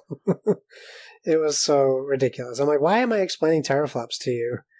They wanted to know, like, I had to look up the definition of teraflops, and I was like, I'm going to read you this definition. It is not going to make sense to you. No. Let me just tell you. And I told them what you're probably going to tell me and the people listening. If you want to know teraflops, we just went through the Xbox teraflop comparison chart. This Xbox had this many, this one had this many, the new one's going to have this many. Right. That's all that you need to know. And it's a graphic processing unit. It's not the console unit. So it's actually used for graphic detail and precision detail, like the grass in Red Dead Redemption and stuff like that. Mm-hmm. Yeah. So, yep, they'd release some specs. It's got a lot of teraflops, 12 of them to be exact. 8 times as many teraflops as the Xbox One, or twice as many as the Xbox One X, depending on how you want to look at it. Yeah. One sounds way cooler than the other, depending on how you want to market it. But yeah, I think it's going to pack a lot of punch. I do think it's interesting that they're pushing a lot on like the 120 frames per second support, full Xbox backwards compatibility, which remind me, Josh, my understanding of this is that anything that is backwards compatible on Xbox One will be backwards compatible with Series X. So that doesn't necessarily mean that every original Xbox game is going to work, correct? Right, only the ones that they stopped adding support for. They might add more in the future, but like currently it's only what's supported on the current Xbox consoles. Yeah, and based on how they've been doing everything, I assume more will be added in the future. But they did say, hey, we're taking a break so that we can make sure it all works with the next generation of console. So I would assume. But yeah, so when you hear the full backwards compatibility, it's not the full library, just all of the things that are currently backwards compatible will work on Series X. Right. So cool. Yeah, anything that really stuck out to you from their chatting about this, or... No, it's all technical nonsense at the moment. I'm really just frustrated that we're not getting more info from Xbox and PlayStation in already March now of a console release year. What info do you want? Because there's a lot of people saying this. There's a lot of people who are like with PlayStation, they're like, hey, like, why haven't you said more? They had their 2 articles in Wired last year, which gave you basically what all of the things in the console were. They just didn't tell you, like, it's X number of teraflops, right? Yeah. So, I don't need the technical stuff. I want to see... So we got the Xbox, right? We know what it looks like. I just want... Yep. What PlayStation, no one's going to steal their design. Show people what your PlayStation looks like or something. Talk about the DualShock controllers that a new one. Xbox, show us the ports you have, whatever. Stop like beating around the bush of like, that's a fake video or whatever. And I know I want pricing details now. I know that they have no reason to do that. Right. But if you have like, these are going to be expensive consoles, and if I have to save up money, why aren't you letting people know now? Is Sony waiting for Microsoft to announce a price, or vice versa? Like, are they on like a Mexican standoff of like, who's going to say the price first, and then what do we do now? Do we change our price? Like, I don't know how much is going into that in like their meetings. And then I read that this week. I read that there's going to be a PS5 Pro model, and I don't believe that for a second, but who knows, because we might see 2 different versions of the Xbox Series X. So I really feel like while we have we have a lot of information about the power of these consoles, I feel like we don't have a lot of information on them. And that might just be my like how I feel about it. Right. And there are a lot of people saying that we don't have a ton of information. And part of me thinks that, like, what else do we want? We want price, and we want to know what the games are. Like, those are the 2 things we really want, right? Do we care about any of the other stuff? I mean, this is what we care about as gamers in general, is we need to know which console is more powerful for some reason. And I don't 12 teraflops. Do we really care anymore? I personally don't, but I think as like the general internet, they need to pick a dog in the fight, and then like if it's Xbox, the Xbox fanboys are going to go nuts. If it's PlayStation, the PlayStation fanboys are going to go nuts, and then we're going to have 3 months of people dogging on each other's brand preference. Right. So here's what I know. It sounds like both of them are going to do 4K 60, and that's all my TV can do. Yeah. So exactly. I'm pretty happy about that. Exactly. Yeah. No, I agree with you. So, yeah, I don't know. I do think there are some things that if you read in depth, a lot of the stuff for PlayStation that people say isn't known is known. And I think, like the whole smart delivery thing that they talked about with Microsoft, according to what everyone has been saying that has some inside knowledge for the industry, PlayStation has basically the same thing, you know, but, and then people are like, CD Projekt Red came out. Oh, if you buy it on Xbox, you won't have to upgrade. They're like, well, what about PlayStation? I'm like, hey, guess who they have a marketing deal with? Why do you think they're only talking about one console right now? Right. So I don't think we have to worry about that. I think the biggest questions for PlayStation are what backwards compatibility is going to look like, because they said it would be, there's some sort of backwards compatibility, and then price, and what are the launch games. Like, I think those are the big things right now. And is there going to be a service that is going to, in some way, compete with Game Pass different than what PlayStation Now does currently? Outside of that, like, I don't know what else we really need to know. Like, I'm already saving money because I feel like it's going to be like $500, Yeah. Yep. So I don't know. Maybe I'm just the odd one. I don't feel like there's a ton of news I need. I feel like, I don't know. But I hope you get the news since you want it, Josh. I do hope you get it. I don't know. I know that I'm not going to get it, but I would just like some prices. That's all. I don't think that's too much to ask. I do agree. I think prices would be good. I do think they are both, though, having problems hammering down the prices because things in China are just so odd right now. Like, there's just unexpected stuff happening there. So I think that just makes it hard for them to lock down a price. Yeah, that's fair. That's true. So, all right. And then another quick story that I snuck in here. The Embracer Group, who you might know more formally as THQ Nordic, has bought another studio, Josh. Oh. They bought Saber Interactive, who most recently published World War Z, but also have done some work, including they're the folks who ported The Witcher over to Switch, or The Witcher 3 over to Switch. They were purchased for $525 million, Josh. Oh, my God. Now, some things to say. Number one, it is $150 million upfront, with another $375 million over 3 years based on performance. Okay. So that's what the deal was for. That's how much Saber Interactive was purchased for. A deal up to $525 million. Like I said, they developed and published World War Z, which was a fun game that came out last year. Mm-hmm. And they have done some porting, and they ported, like I said, Witcher 3 over to Switch. Outside of that, Josh, keep in mind, PlayStation, it was recently announced, when they purchased Insomniac, they paid $229 million for Insomniac. Do you think this was a good deal, Josh? Maybe they know something we don't. Maybe what do they know? Maybe Saber has a pretty stellar lineup of games that are going to come out that they've seen. Maybe. I mean, that's a lot of money, but it says up to, so that also makes me think of like when you rent an apartment and you have to pay a deposit, and then they say, right, we'll give it back to you, we'll give you back what we don't have to use for repairs. So basically, they could just be like, hey, Saber, we had to repair everything. You're just getting your 125. Sorry. Like, if they said it's based on performance, and the people who are deciding what their performance is the people who are giving them the money. So right. It might not end up being that much money, but that's a huge, huge price. Even 150 million seems like a lot of money. Yeah, that's a lot. Though I will say that Saber Interactive is big. They have 600 staff across 5 international studios. Wow. So they are a big studio. They do apparently a lot of support work and a lot of engineering work, it sounds like, from reading this article from GameIndustry.biz.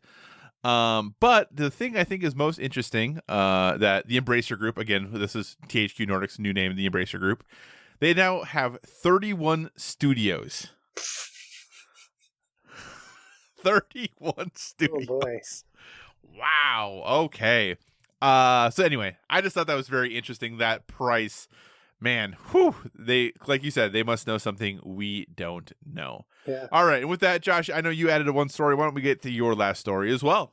I did. We had a new release from Harmonix. They released a trailer, not a teaser, a full trailer and gameplay for a game called Fuser. And they actually had a pretty impressive PAX East stage as well.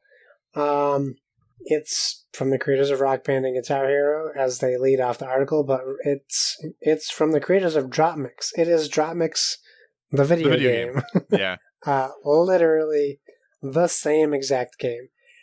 So I'm curious why they decided to stop support for Dropmix, the board game, and then make a entirely samey video game. I don't get it.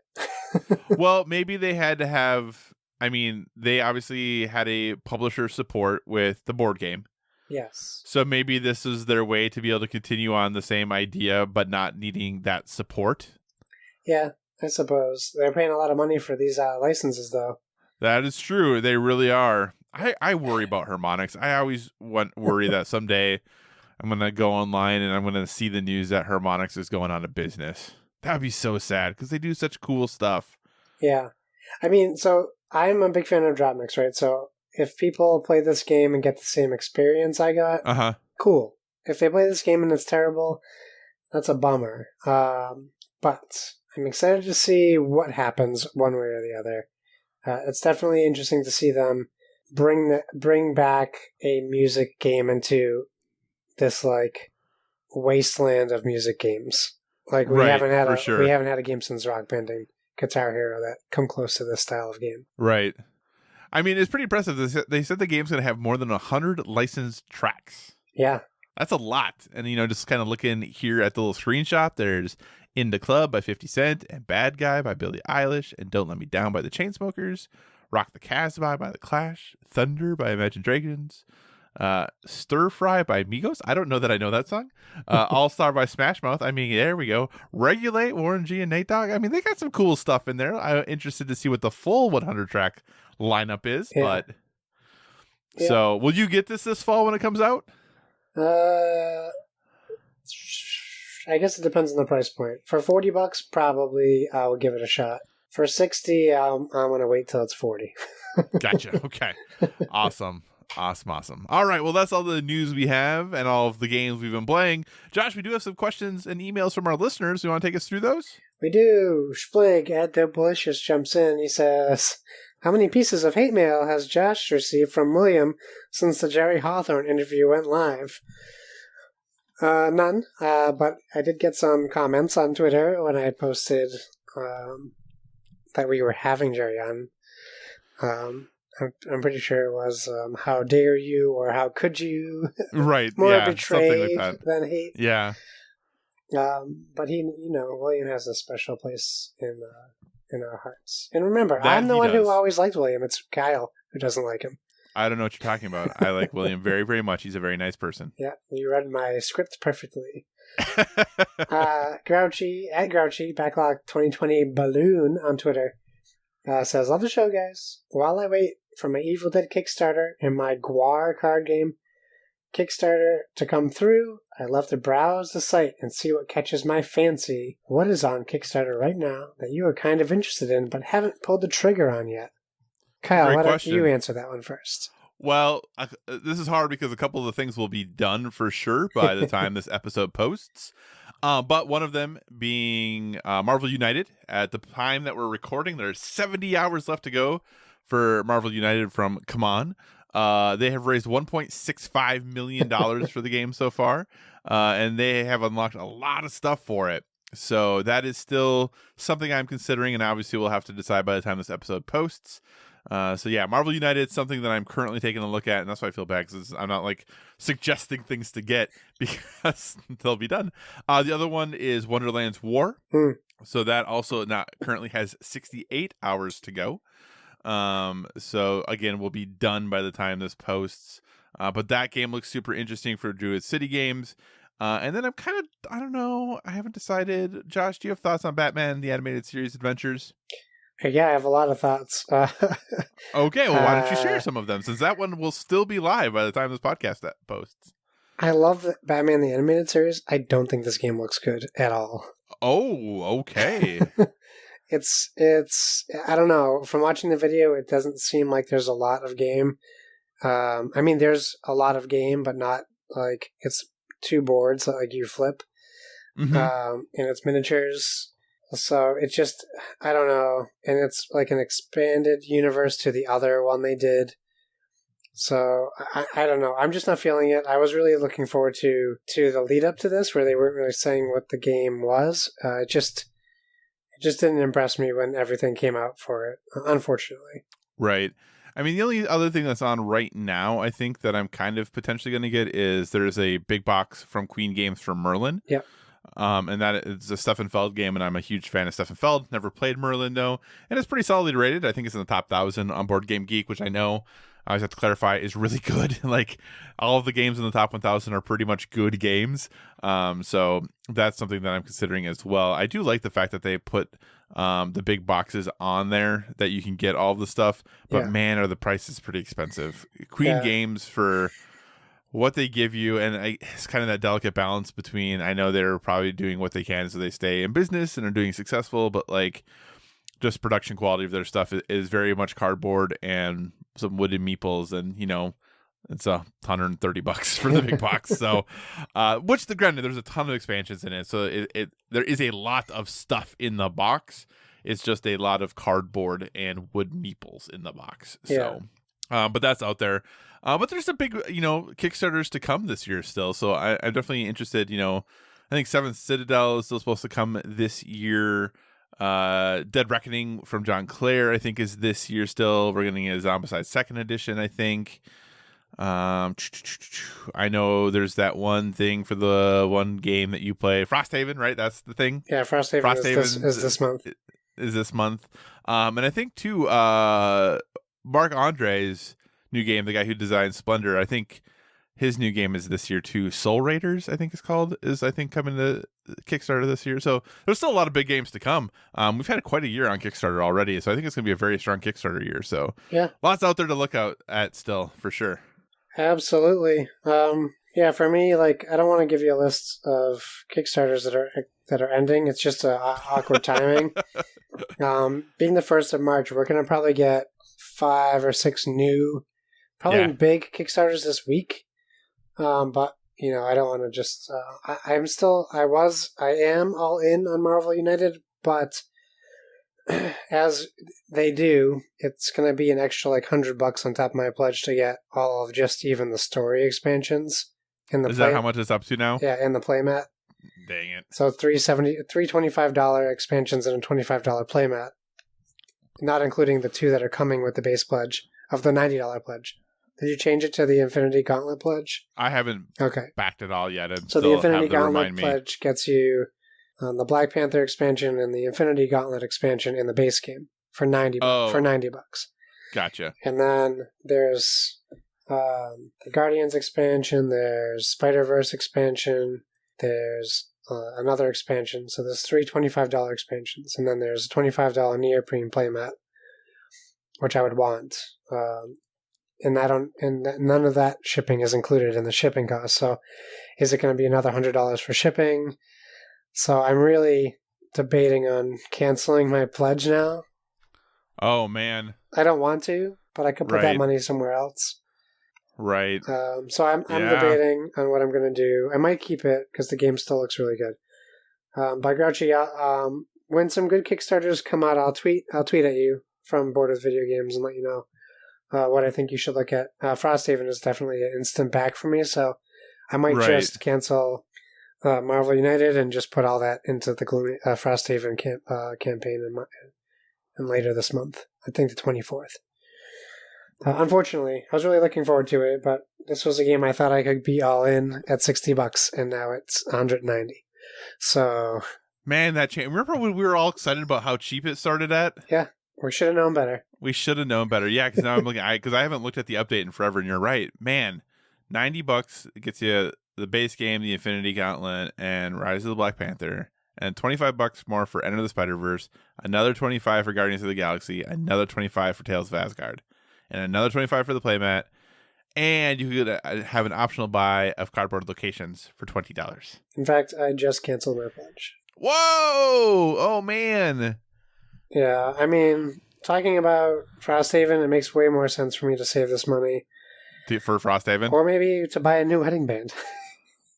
Oh, that's actually an excellent point. Oh, yeah. man. So, yeah, canceled, unfortunately. Maybe this will be a game I pick up at my FLGS and get the base and then work on the expansions in the future. Okay, breaking news. Oh, man. Okay, sorry, just real quick, too. Yeah.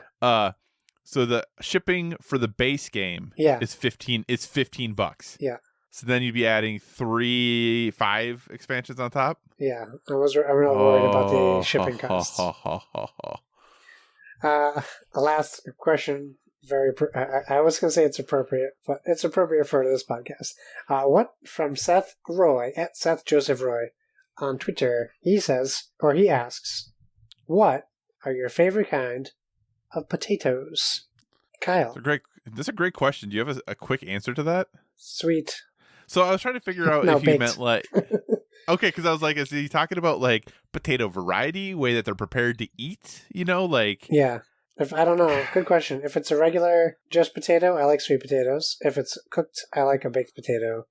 And in fact, I really like if you get these small, the mini like purple potatoes. Yeah.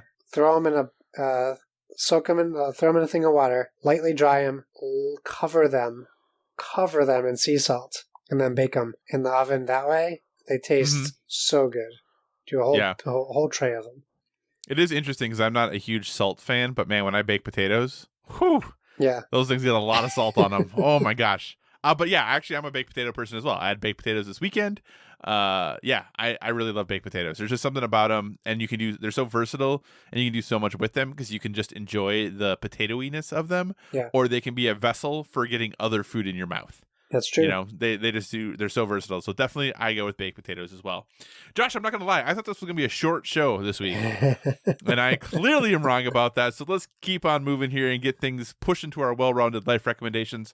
Obviously, we're a gaming podcast, but we want to leave you with one recommendation, thing we're into currently that's helping us live that well-rounded life. Josh, what is your recommendation this week, sir? Oh, well, it's an easy one for me. It's Chef Show Part 3. Woo! It's excellent. It was excellent. In fact, I was very surprised and pleasantly to see Sam Raimi appear on an episode. Yeah, he did. Which was a very good episode.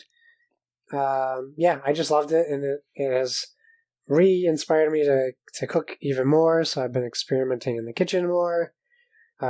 Chef Show, great show, underrated, and now we're looking forward to Ugly Delicious this week. Yeah, this Friday, I think. So I'm excited about that as well. That'll be next week's recommendation. Like with you, I knew this was probably going to be yours, so I didn't want to copy it. So I took some time this weekend and this week while the partner was out to watch some movies that I knew she had no desire to watch. So I sat down and watched Parasite. Nice. Winner of, obviously, the Academy Award for Picture of the Year. And I will say, I feel like it was deserving. Nice. Because, my goodness, that is a pretty stellar movie. It is subtitled, so you have to read it if you don't understand Korean. And I'm not going to tell you anything else about it because I think this movie is even better when you don't know really anything about it. All I'll say is that I was really surprised where the movie went. It did not go where I thought it was going, which spoilers don't bother me necessarily. I recognize that some people it's a big deal too. So I'm not going to share anything else about this movie. Yeah, I know Josh cares a lot. Just watch Parasite. It's definitely worth it. Yes, you have to read subtitles. It's totally okay. It's still a really great movie. So go check out Parasite. Josh, what do you say we wrap this show up? Yes, thanks for joining us, everyone. In addition to finding us on Twitter and Instagram at BoardWithVG, you can find us on Facebook at facebook.com/BoardWithVG. So feel free to give us a 5-star rating over there. Also, if you want to communicate in the more long form and you're just not feeling social media, please feel free to send us an email at boardwithvg@gmail.com. We tag all of our stuff usually with hashtag BoardWithVG. So please feel free to do so we can see what you're up to in the real world. And whatever podcast service you're listening to us on, we encourage you to give us a stellar rating. That is, whether you're downloading us from the PSVG feed, the Dice Tower Network feed, or our very own standalone Board with Video Games feed. You can find me on Xbox Live and PlayStation Network at Why So Serious. That's SIRRIUS. Kyle, where can people find you? So you can find me at all of the usual places: Twitter, Instagram, PlayStation Network, Xbox Live, Board Game Geek, all at Psychocross, CYCOCROSS. Reminder, MetaSpring, it's going on now. Please get your entry submitted by Sunday, March 8th by 11:59 p.m. bit.ly/Metaspring. That's bit.ly/METASPRING. All lowercase. We'd love to have your entry. You can win awesome prizes. Get those entries in today. As always, if you have suggestions for future topics, be sure to reach out to us on the social media because we want to talk about what you want to hear about.